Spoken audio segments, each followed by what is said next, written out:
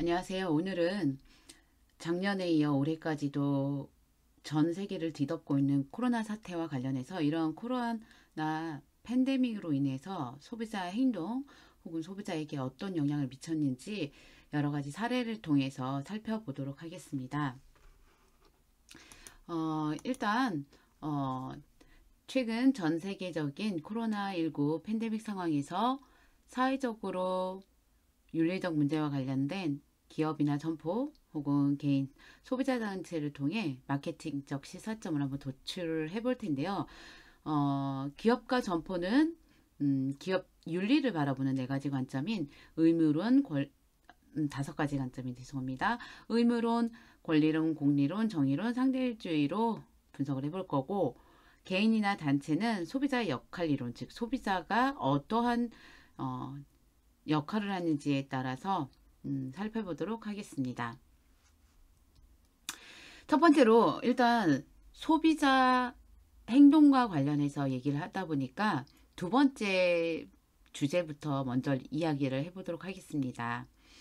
최근 전 세계적인 코로나 팬데믹 상황에서 사회적으로 윤리적 문제를 일으킨 혹은 윤리적으로 옳은 행동을 한 개인 소비자 또는 단체를 사례 분석하는 건데요. 떤 관점으로 분석을 해볼 거냐면 욕구 충족자, 가치 추구자, 배우, 생산자, 영향력 행산자로서의 소비자 관점에서 한번 살펴보도록 하겠습니다. 일단 뭐 소비자 행동이기도 하고 소비자 행동을 연구하는 소비자 행동론이든 지금 이 주제와 관련된 소비자와 관련해서 소비자란 누구인가 라고 했을 때 당장 이 질문에 답하기는 어렵다해도 우리 모두는 24시간 동안 어떠한 것을 소비한다는 걸 다 인지하고 계실 겁니다. 그러한 소비에는 유형적인 재화가 될 수도 있고 IT 제품이 될 수도 있고 서비스가 될 수도 있습니다. 즉 우리는 정말 분 단위로 쪼개서 봤을 때도 정말 수많은 것을 소비하고 사는 소비자임을 누구나 아실 것입니다. 이러한 소비자의 의미는 소비라는 의미도 고정되어 있지 않은 것처럼 소비자의 의미는 학자마다 연구마다 그 의미가 고정되어 있지 않은데요. 특히 시대가 변화하고 발전하면서 매우 다양해지고 달라지고 있고 한 시대다 하더라도 개인과 문화의 차이에 따라 굉장히 천차만별입니다. 그런데 몇 가지 관점에서 우리가 소비자를 어떻게 정의하고 이해했을지 한번 살펴보기로 하고 이러한 관점에서 소비자가 과연 어떠한 역할을 했었는지 제가 리서칭한 어떤 것을 가지고 이야기해 보도록 하겠습니다. 첫 번째는 지금 여기 화면에 나와 있는 것처럼 욕구 충족자입니다. 말 그대로 소비자, 즉 컨슈머는 주체인 컨숨 ER, 컨슈머는 소비하다라는 주체인데요. 소비하다라는 사전적 정의를 찾아보면 인간이 욕망을 충족하기 위하여 재화나 서비스를 소모하는 일을 말합니다. 이러한 욕망, 인간의 욕구는요, 굉장히 다양한 측면을 갖고 있는데, 이러한 인간의 다양한 측면에 대한 보편적인 욕구를 가장 먼저 정리한 학자가 먼저 하고 체계적으로 정리한 학자가 그 유명한 심리학자 메슬로우라는 학자입니다. 메슬로우에 의하면 인간의 욕구는 크게 다섯 단계로서 마치 계층처럼 이어진다고 해서 욕구 단계 설이라고도 하는데요. 이에 따르면 인간은 가장 밑에 있는 하위적인 욕구인 생리적인 욕구, 그다음 안전의 욕구, 그다음에 사랑 소속의 욕구, 그다음에 존중의 욕구, 그다음에 자아실현의 욕구로 나눠진다고 합니다. 인간의 욕구는 결핍될 때 그것을 채우고자 하는 원리가 작동해서 어떤 동기가 유발이 되어지는데 이러한 욕구를 충족시킬 수 있는 제품에 대한 서비스 구체적인 것이 바로 동기라는 거죠. 가령 생리적인 욕구인 갈증은 편의점에서 시원한 생수 한 병을 구매하는 수요로 나타날 수 있는 겁니다. 그럼 사례로 우리 코로나 사태와 관련해서 이러한 욕구 충족자로서의 소비자를 한번 살펴보도록 하겠습니다. 제목에 보시다시피 소득 양극화 속에서 소비도 양극화된다라고 말을 하고 있는데요. 작년에 사회적 거리를 두는 이 코로나19 사태에서도 사람들이 새벽부터 유명 백화점 앞에서 대기하다 개점하자마자 달리는 일명 명품런이라는 게 많이 있었습니다. 뉴스에도 굉장히 많이 나왔는데요. 이러한 사치제의 주요 소비층을 분석해 본 결과 MZ 세대, 즉 1980년대 밀레니얼 세대부터 2000년대 출생한 세대를 말합니다. 20, 30대 계층인데요. 실제로 롯데백화점의 2030, 즉 MZ 세대의 명품 매출은 매년 증가해서 2018년에 38.2%, 2019년에 41.4%, 지난해인 2020년에는 44.9%로 매년 상승 추세에 있는 것으로 나타났습니다. 현대백화점이 연령대별로 2020년 명품 구매 비중을 살펴봤는데 20대가 7.8%, 30대가 21.4%로서 2017년 대비 엄청나게 늘어난 것으로 나타났습니다. 즉 코로나19로 인해 전체 집단의 소비 성향은 줄어들었지만 일부 계층, 아까 말한 MZ 계층에서는 지출에서 아낀 돈을 저축하러 가거나 사치대 소비 등으로 전환되었다고 전문가들은 평가하고 있습니다. 가령 흠집이 난 저렴한 과일이나 채소를 고르고 매일 쓰는 샴푸와 세제와 같은 생활재는 저렴하게 혹은 대용량으로 쓴 대신에 마음에 드는 명품 가방이나 의류를 살 때는 가격을 따지지 않는다는 겁니다. 즉 식품과 생필품은 가성비를 따지지만 명품에는 과감하게 지갑을 여는 일명 플렉스 자린고비 소비 형태가 나타났다고 합니다. 이는 코로나 장기화로 인해 스트레스를 해소하는 심리와 경제 침체 속에서 한 푼이라도 아끼려는 심리가 동시에 작동한 결과라고 볼 수 있겠습니다. 코로나로 외부 활동이 줄어들면서 옷을 그 수량은 적게 사는 대신에 가격이 나가도 제대로 된 일명 똘똘한 한 벌을 사겠다는 소비 심리가 반영됐다고 볼 수 있겠습니다. 정부의 강도 높은 방역 조치에도 명품관으로 가는 이러한 소비자들의 명품 플렉스는 막지 못했습니다. 이를 통해 보면 인간은 결국 자기가 갖고 있는 생리적인 욕구라고 할 수 있는 스트레스라던가 남에게 잘 보이고자 하는 거라던가 이런 것들을 억누르지 못하고 이렇게 제품이나 서비스의 수요로서 표출된다는 걸 알 수 있었습니다. 스트레스 해소와 자기만족을 위한 플렉스 소비가 소비자들 측면에서는 매우 긍정적이라는 조사 결과도 나오고 있습니다. 다음은 가치 충족자로서의 소비자를 볼 수 있겠습니다. 소비하다라는 정의에서 욕구 충족이라는 용어 대신에 가치라는 개념으로 대체해보면 좀 이해가 빠를 것 같습니다. 가치를 성취하기 위해 재화나 서비스를 소모하는 사람이라고 새롭게 정의하고 나면 소비자의 의미가 좀 다르게 느껴질 수 있을 것입니다. 그렇다면 가치란 무엇일까요? 인간의 행동에 영향을 주는 어떤 바람직한 것 또는 인간의 육체적, 지적, 감정적, 의지적 욕구를 만족시켜줄 수 있는 대상이나 그 대상의 성질을 말합니다.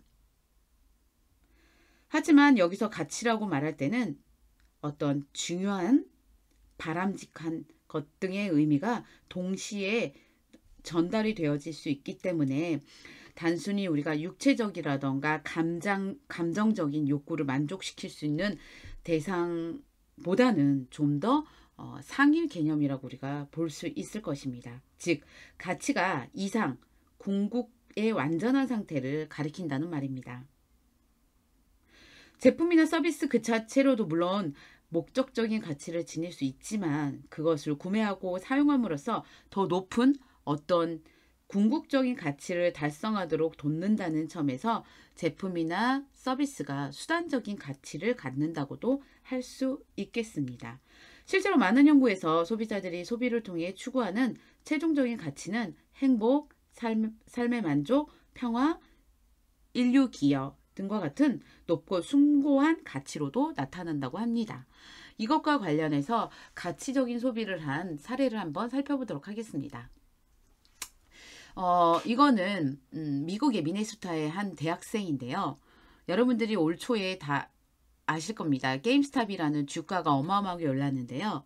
이것은 어떠한 내용이냐면 미국의 개미 투자자와 헤지펀드 간의 대결로 2021년 1월에 주가가 급등했던 미국 비디오 게임 유통업체인 게임스탑이라는 저 친구가 입고 있는 옷 있죠? 후드티에 게임스탑 투자에 동참했던 한 미국 대학생이 실현 차익의 일부를 미네소타 병원 어린이 병원에 기부했다는 뉴스입니다. 이 학생은 현재 코넬 대학교 기계공학과에 재학 중으로서 이름은 헌터칸이고 지난 1월 27일 게임스탑 주식을 매도해서 3만 달러 약 한화로 3,354만 원의 수익을 냈습니다. 이는 주가 하락에 베팅하는 공매도 세력의 반기를 든 개인 투자가들이 미국 온라인 소셜 커뮤니티인 레딧이란 곳에 결집해서 집단 매수한 결과였습니다. 칸은 이렇게 말을 했습니다. 월가 거물들이 틀렸다는 걸 증명하기에 저는 게임스탑 주식을 매수했습니다. 덕분에 수익을 낸 칸은 이 중에 일부인 2,000달러, 약 우리나라 돈으로 224만원어치로 게임기를 샀습니다. 자신의 욕구를 충족하기 위해 산 것이 아니라 미니애폴리스에 위치한 미네소타 어린이병원에 이것을 구매해서 기증한 것입니다. 칸은 자신의 인스타그램을 통해 이 사실을 알리면서 최근 월가와의 전쟁의 수혜자로서 이러한 행운을 누군가에게 갚는 것이 중요하다고 생각했고 이 사건으로 헤지펀드와 월가의 부패가 드러났고 우리는 월가 사람들처럼 되지 말아야 한다는 걸 알려주고 싶었습니다. 그리고 게임스탑을 통해 엄청난 돈을 번 것 자체보다 그 돈을 통해 아이들에게 도움이 되는 혹은 즐겁게 해줄 수 있는 제품을 사서 아이들의 웃는 모습을 보는 게 더 기쁘다고 이야기를 했습니다. 이렇듯 우리가 같은 게임기를 사더라도 나의 스트레스를 푼다던가 나의 재미를 위해서 살 수도 있지만 더 큰 가치를 위해서 제품을 소비하는 행태를 볼 수 있었습니다. 그리고 최근에는 단순히 상품 자체만을 구입하는 것이 아니라 자신이 공감하는 가치를 구입하는 가치 소비 현상이 확산되고 있습니다. 그리고 또한 젊은 층을 중심으로 이러한 가치 소비를 하면서 이를 SNS에 공개적으로 게시함으로써 서로에게 긍정적인 영향을 주기도 합니다. 이와 관련해서 돈줄 내줄 식당 리스트라는 것이 있습니다. 잘못을 저질러서 혼줄 낸다는 그런 단어에서 유래한 것인데요. 혼줄을 내는 것이 아니라 좋은 일을 해서 보상, 즉 돈과 혼줄의 합성어죠. 보상을 받을 만한 가게라는 의미입니다. 이른바 돈줄 내기는 비도덕적인 행위를 한 기업의 제품을 불매하는 보이콧과 반대로 자신이 지지하는 기업이나 가게의 상품을 적극적으로 구매하는 바이콧 행동이라고 전하고 있는데요. 소비를 통해 해당 가게를 칭찬하고 다른 사람의 동참도 촉구한다는 측면에서 자신이 혼자 그 서비스로 가치 소비를 하는 것이 아니라 이것이 SNS를 통해 계속해서 연계가 되어질 수 있도록 이어지고 있다는 것입니다. 돈줄내기 가게 목록에는 선한 영향력 가게 프로젝트에 참여한 식당, 카페, 학원 등이 많이 있습니다. 선한 영향력 가게 프로젝트는 결식아동에게 발급되는 아동급식 카드를 소지한 아이들에게 무료로 음식이나 편의를 제공하는 것으로 서울의 홍대 한 파스타 가게에서 시작을 했고요. 프로젝트에 참여한 경기도의 한 사진관도 아동 급식 카드를 소지한 아이들에 한해서 무료로 증명사진을 촬영해줬다고 합니다. 그리고 충남의 한 학원은 수업료를 전액 지원하기로 했답니다. 이러한 참여 가게가 꾸준히 일어나 지난 10일 현재 849곳으로 전국적으로 늘어났다고 합니다. 이러한 돈줄 내줄 가게를 자신의 일회성의 소비로 그치는 것이 아니라 앞서 말씀을 드린 것처럼 누리꾼들은 이러한 돈줄 내줄 가게로 지목된 곳을 찾아가 음식이나 상품을 구매한 다음에 인증샷을 SNS에 올려서 적극적으로 지지를 표합니다. 인스타그램 등에서 선한 영향력 가게를 검색해보면 이들 가게를 방문한 후기를 어마어마하게 많이 찾으실 수 있을 것입니다. 원래 자주 찾던 카페인데 알고 보니 선한 영향력 가게에서 더 기분 좋게 개인적으로 이용하고 있다는 것도 있고 이를 나 혼자만으로 끝나는 것이 아니라 SNS를 통해 알리고 친구들에게 소개함으로써 그 파급력이 더 커지고 선순환 효과가 나타나고 있음을 알 수 있습니다. 그리고 세 번째 소비자를 바라보는 관점이 배우를 볼 수 있는데요. 소비자는 모두 어떤 역할을 수행하는 배우로서 살아가고 있다고 보는 것이 바로 역할 이론입니다. 모든 소비자의 행동은 마치 연극 무대에서 어떤 배역을 담당하는 배우의 행동과 같다고 볼 수 있는데 소비자의 삶의 현장 자체가 바로 연극 무대이고 소비자는 대사와 의상과 캐릭터를 가지고 배역을 소화하는 것입니다. 그래서 배우가 훌륭한 연기를 하기 위해서 훌륭한 세트장과 훌륭한 옷과 훌륭한 어떤 도구들이 필요한 것처럼 소비자들도 자신의 역할을 잘 수행하기 위해 적절한 그에 맞는 소비 활동을 해야 한다는 겁니다. 그런데 모든 인간은 하나의 역할만을 담당하고 있는 건 아니죠. 가정에서는 부모이거나 자식이거나 직장에서는 회사의 대표이거나 영업사원이거나 생산 직원이거나 학교에서는 학생이거나 교사이거나 여러 역할을 맡고 있습니다. 각각의 역할을 훌륭하게 수행하기 위해 소비자는 전자제품을 필요로 할 수도 있고요. 깔끔한 정장이 필요할 수도 있고 책과 문구류가 필요할 수도 있습니다. 즉 역할 이론 관점에서 볼 때 제품과 서비스의 역할은 소비자의 갖가지 사회적 배역을 가장 잘 수용할 수 있도록 돕는 적절한 도구라고 볼 수 있는 거죠. 또한 소비자를 그 생활 무대에서 빛나게 해줄 수 있는 특성도 갖추어야 한다고 볼 수 있겠습니다. 예를 들어서 가정의 주부로서는 냉장고가 필요할 수도 있고요. 앞치마가 기능적으로 편한 것도 있을 수 있겠지만 예쁜 앞치마가 필요할 수도 있고요. 그 다음에 학생에게는 적절한 필기구와 공책이 학습 능력 향상에 굉장히 중요할 것입니다. 그리고 영업사원에게는 깔끔한 머리 스타일과 깔끔한 정장이 중요할 것입니다. 그리고 분석을 하는 그러한 직업에 종사하고 있는 그런 분들이라면 컴퓨터의 속도나 용량이나 그런 것들이 굉장히 중요한 역할을 할 것입니다. 이것이 바로 배우로서의 소비자라고 볼 수 있겠습니다. 다음은 생산자로서의 소비자를 살펴볼 텐데요. 최근에는 소비와 생산의 양면을 모두 구현하는 일명 프로슈머 현상이 가속화되고 있는데 프로슈머는 생산자인 프로듀서 또는 전문가 프로페셔널이라는 용어와 그 앞에 있는 프로와 소비자라고 하는 컨슈머 뒤에 슈머를 합성한 단어라고 볼 수 있겠습니다. 원래 프로슈머는 능동적으로 제품이나 서비스의 설계에 관여해서 이를 개선하고 변형하는 등 생산의 일부로서 참여하는 소비자를 지칭하는 개념이었습니다. 일반 기업과 달리 소비자들은 판매나 교환을 위해서 참여하기보다는 자신 개인의 사용이나 만족을 위해서 생산활동의 일부에 참여하는 것이 일반적이었습니다. 가령 표준화된 상품을 구입한 후에 튜닝을 사용하는 소비자, 자동차가 대표적이죠. DIY 가구를 만들어 사용하는 소비자, 소프트웨어나 게임이 나왔을 때 베타 버전을 사용하는 소비자. 이런 것들을 말할 수 있겠습니다.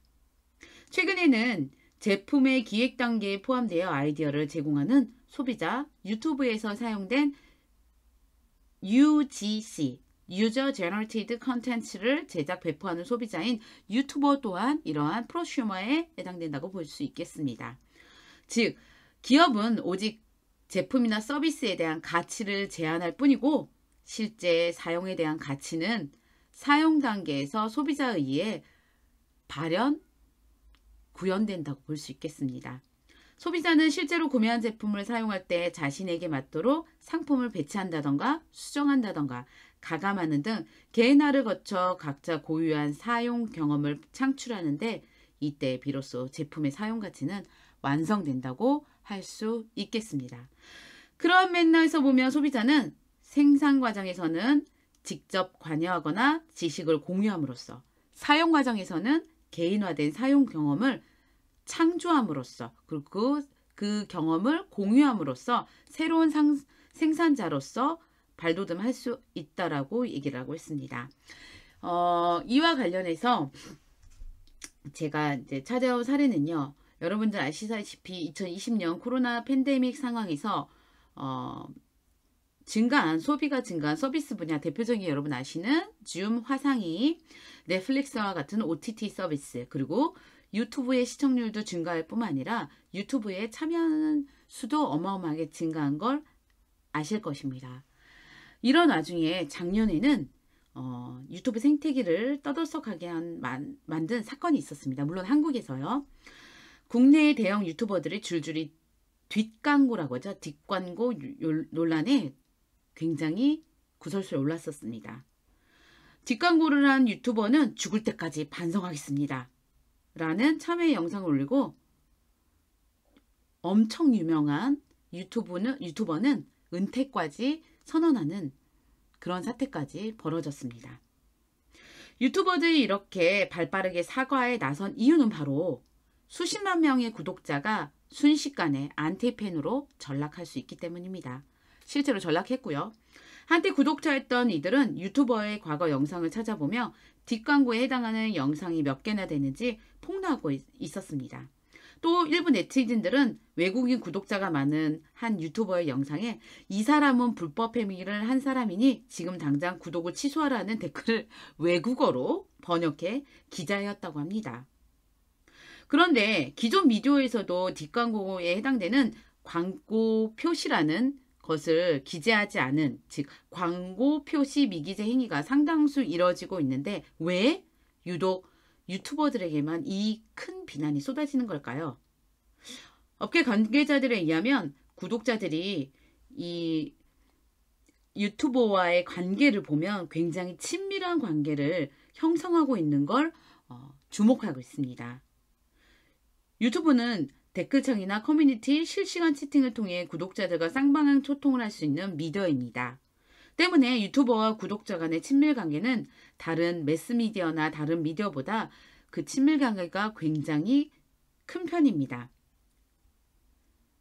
즉, 유튜버와 구독자의 관계는 일종의 스타와 팬덤의 관계라고 말하면서 진심이라고 믿던 유튜버가 장사치였다는 걸 깨닫는 순간 팬들은 더 배신감을 느낄 수밖에 없는 거죠. 우리가 마케팅에서는 기대 성과 이론에도 나오는데 기대가 큰 만큼 실망도 굉장히 크다라는 거죠.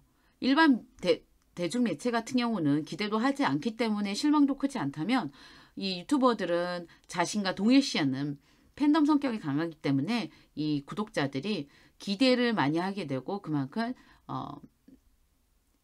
실망도 많이 하게 되는 결과를 낳았습니다. 그래서 한참 굉장히 이슈가 됐던 사례입니다.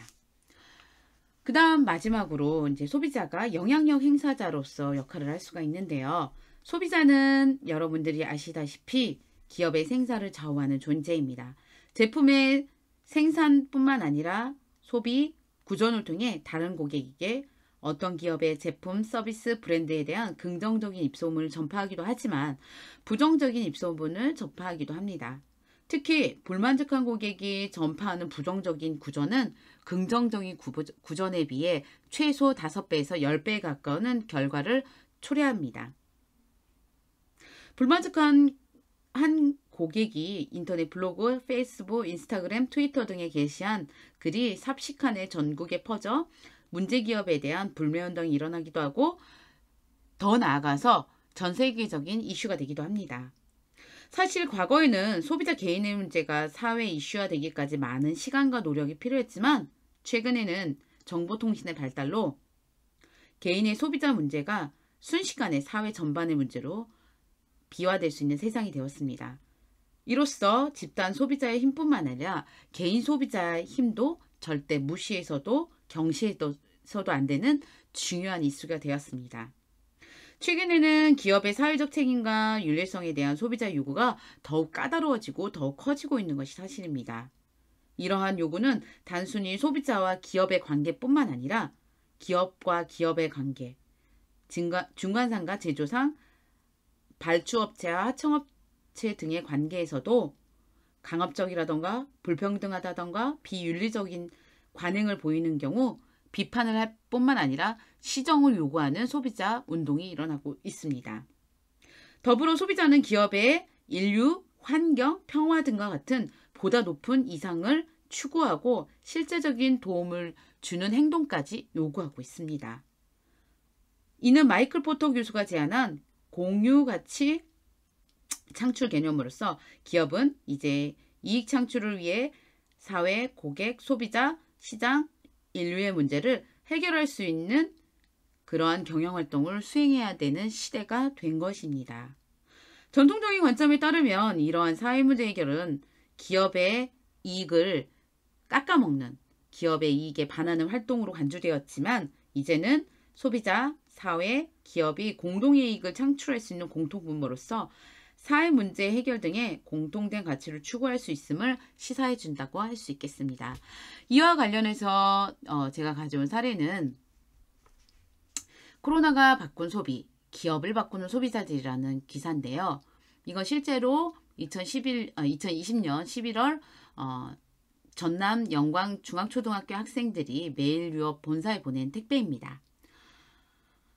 작년 11월 매일 유업에 택배 상자 하나가 도착했습니다. 상자를 열자 이 회사 제품에서 뜯어낸 빨대 200개와 삐뚤삐뚤 손으로 쓴 편지 29통이 쏟아졌습니다. 발신인은 바로 전남 영광 중앙초등학교 6학년 2반 학생이었습니다. 편지에는 이렇게 써 있었습니다. 빨대는 바다 생물들에게 해로운 영향을 줄 수 있어요. 저희는 앞으로 이 빨대가 붙어있는 제품을 사용하지 않겠습니다. 라는 어린 학생들의 글이 적혀 있었습니다.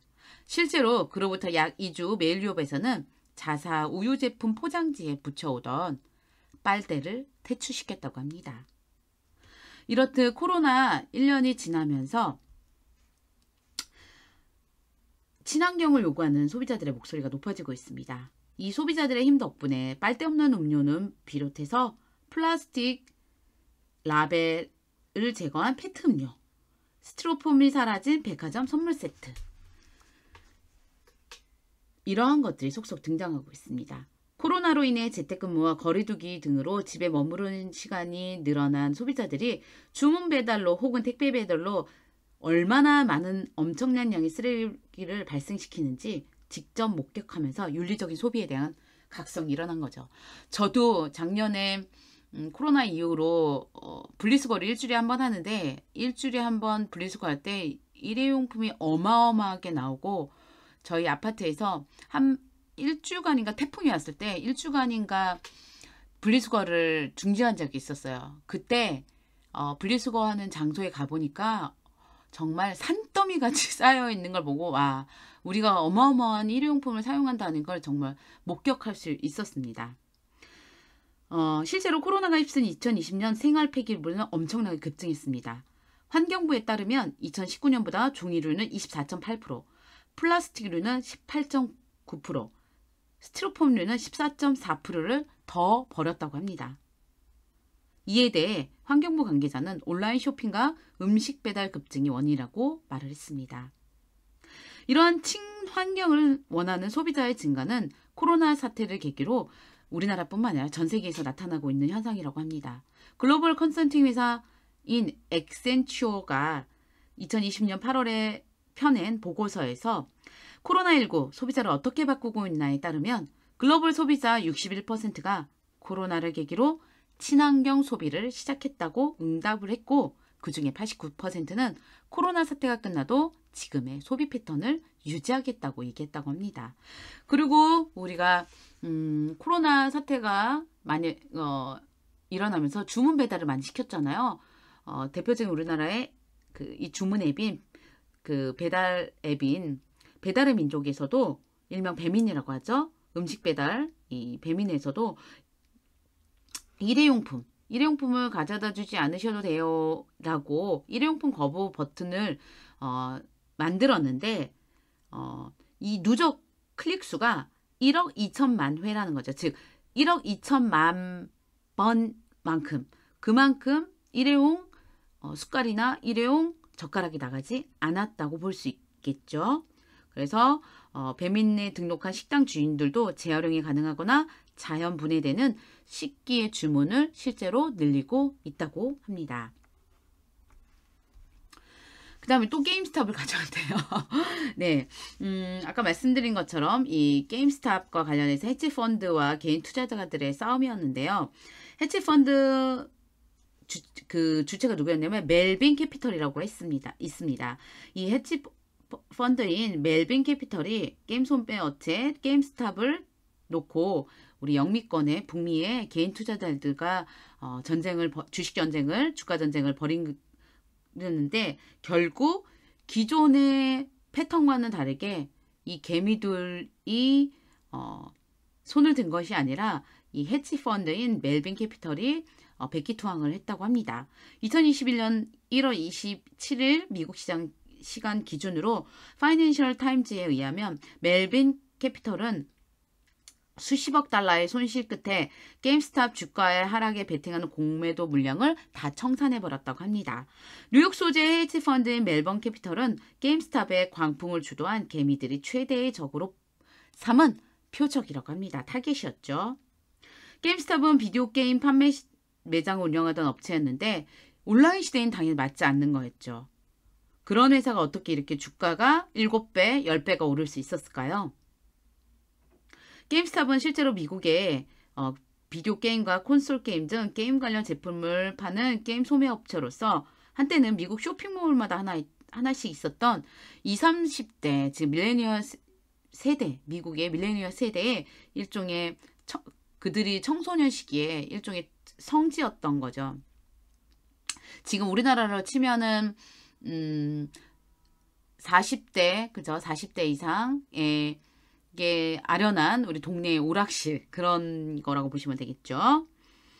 원래 보통의 경우에는 주식이 폭등한 때는 신기술이 나왔다던가 새로운 사업을 발표하는 등 어떤 사업적인 이슈가 있습니다. 하지만 게임스탑은 최근에 그런 발표가 전혀 없었습니다. 오히려 이 코로나19 때문에 사업 부진이 일어나고 계속 소매점을 철수하겠다라고 발표하는 상황이었어요. 실제로 누가 쇼핑몰 가서 직접 게임팩을 요즘에 사나요? 이런 상황을 포착한 이 헤지펀드들이 지난해 말부터 이 회사의 주가 하락을 예측하고 공매도에 나섰던 겁니다. 이렇게 커다란 어떤 자본가인 헤지펀드가 공매도에 걸면 보통은 주가가 하락을 하게 되어 있습니다. 그래야 그 사람들이 돈을 벌기 때문에 그 사람들이 하락하게끔 만들 그런 어떤 그림을 그립니다. 그런데 내려가지 않고 해당 주가가 오르면 공매도를 한 경우 손실을 보기 때문에 그들은 어떻게 해서든 주가를 내립니다. 안 예상대로 내려가지 않아도 내려갈 겸 만들어요, 이들은. 그런데 이런 헤지펀드 회사들이 게임스탑 공매도에 나선다는 소식이 월스트리트 배치에 퍼졌고요. 이게 이제 레딧이라는 소셜 네트워크에 퍼졌고 개인 투자가들이 게임스탑 주식을 사들인 거죠. 일종의 이들에게는 이게 약간 자신의 청소년 시절에 일종의 추억이 있는 거잖아요. 그래서 그것을 기반으로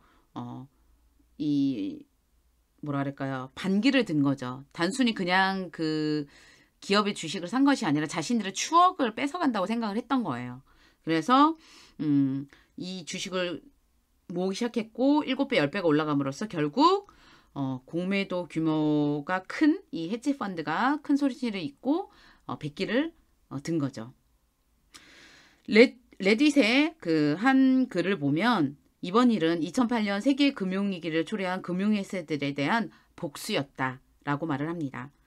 헤지 펀드를 중화하고 토론반에 들어가 보면 금융권 사람들이 쉽게 번 돈에 대한 모욕이 가득하다고 합니다.